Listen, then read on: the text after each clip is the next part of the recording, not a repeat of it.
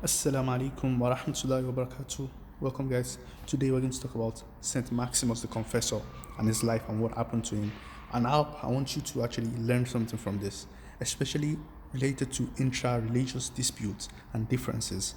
And you'll be like, do we really need to be this nitpicky every time? And I'll also show you that anywhere you find power, knowledge, there will always be power around it. Whether that knowledge is a true knowledge or not, there will be some kind of power, and always be aware of that so that you will not be persuaded to believe something that you don't need to, just because they are forcing you. In a way, they are forcing you to believe it. Anyway, so Saint Maximus the Confessor, he lived around 580 to 662. Okay, this is actually around the time. So he left Constantinople. Let's just go. So he was an Orthodox Christian monk. So he was a theologian. Okay, and let's see something here. Let's talk about his life. So a little bit about his life is that I saw that he ran away from Constantinople. You know, Constantinople is like modern day Turkey.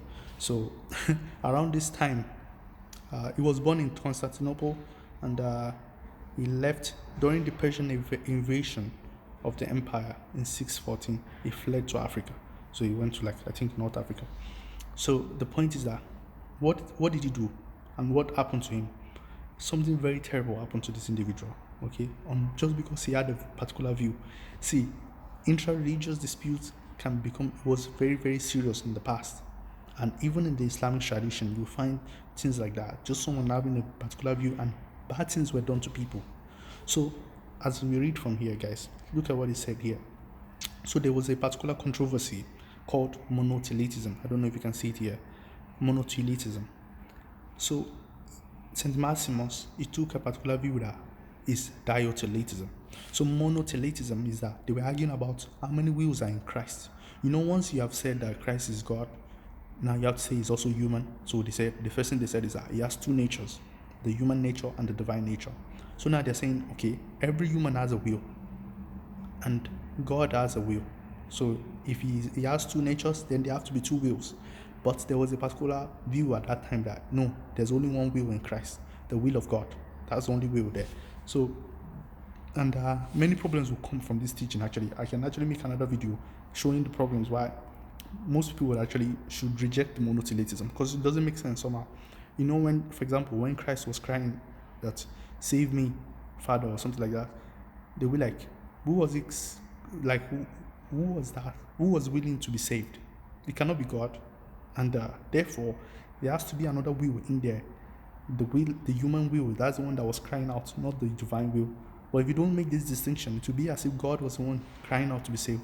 So anyway, that's not the point. So he took the other view, diotheletism. Guess what? You see, this diotheletism of two wills is now the orthodox. But at that time, it wasn't. At that time, where he was living especially, there were many people having different views. So the view that was dominant in that place was monothelitism, that there's only one will. He then took the other view. So they had the council, and they tried to tell him, like, hey, the right view is monothelitism. So in let me see, there was a dispute in Carthage, that's North Africa, 645.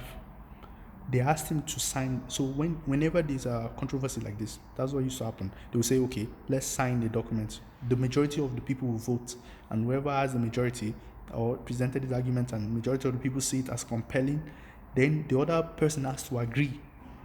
Even though he disagrees, he has to say, I am wrong on this issue and I agree with you. But if he wants to be intellectually honest and say, no, I still disagree with you, he will become a heretic. Once you become a heretic, you'll be condemned as a heretic and you'll be exiled. But what happened to St. Maximus was worse than that. Okay?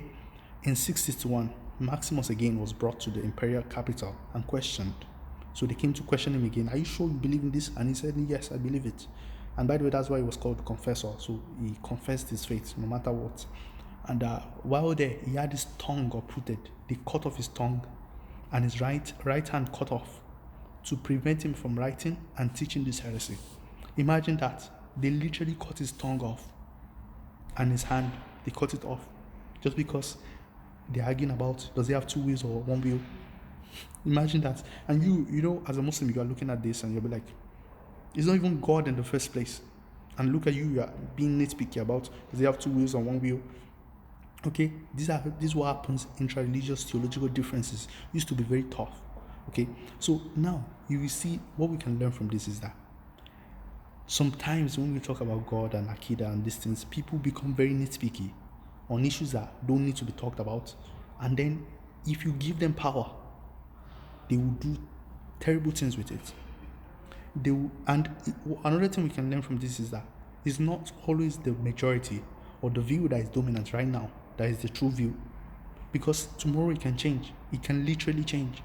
It has happened in Islamic history also, where some societies, they were much more Ashari oriented, Athari oriented.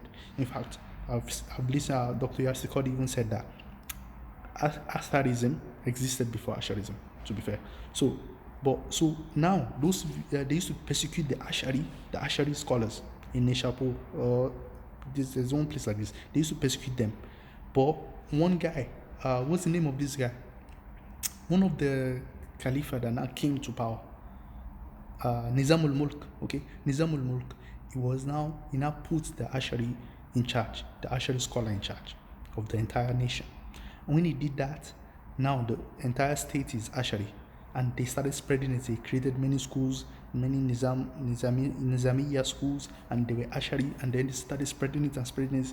All those guys that were persecuting people, now they became the minority. So this is what usually happens. And now you see the Asharis are the majority in the entire world and of the Muslims. The point I'm making is that don't ever think that the majority is always right. The majority, now, those guys, this is the funny part. Whenever you find yourself in the minority, you will start using this rhetoric, the majority are not always right. Whenever you find yourself in the majority, you'll be like, the majority are right. Those guys that you think that they are saying the majority is not always right today, if they become the majority, they will force you to obey the majority. But I think the right way is the middle way. The middle way is to just say, who has the better argument? Whether you're majority or minority, who has the better argument? Let the force of your argument lead the way. Whoever presented the best argument, let people decide who does that. You don't need to kill anybody. If your argument is stupid, if it doesn't make sense, let people be the judge of that. And whichever argument makes more sense, let people follow that. Simple. You don't need to kill each other and cut people's tongues and rant off. Imagine what he had to endure in that time when there was no... By the way, this was right around the time of the Prophet, the time of the earliest Muslims, 7th century, around the time of the earliest Muslims, man. Okay, anyway, what I want you to learn from this is I hope you can benefit something from this.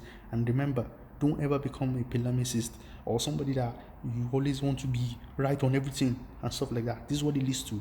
Give those kind of people power. Any difference whatsoever, they will cut you off. They will make you a mubtadi. They will take fear on you. You can agree. By the way, this individual, do you know who is Maximus? He was a confessor. He knows what he's talking. He agreed with everything about Christianity. He believed Jesus is God. He believed every single thing. Just on one difference. Whether there are two wheels or one wheel. They cut off his tongue and his hand. And by the way, you think I'm being sympathetic to him? No. I'm sure if he also had the power. That was the way they were behaving in that time. If he also had the power, if he was in the majority, they might have done the same to the person, because they believed the other guy was obviously wrong and he needs to be stopped. Okay, so now his view became the orthodox, the view of there are two views, but he was persecuted in his time, and that's why he's a confessor. So anyway, whoever you are, just let's use reason. That's why I always call to reason. Reason is our arbitrator here. Whoever the force of a good argument, no one can deny it. It's irresistible. When someone makes a better case, people know it.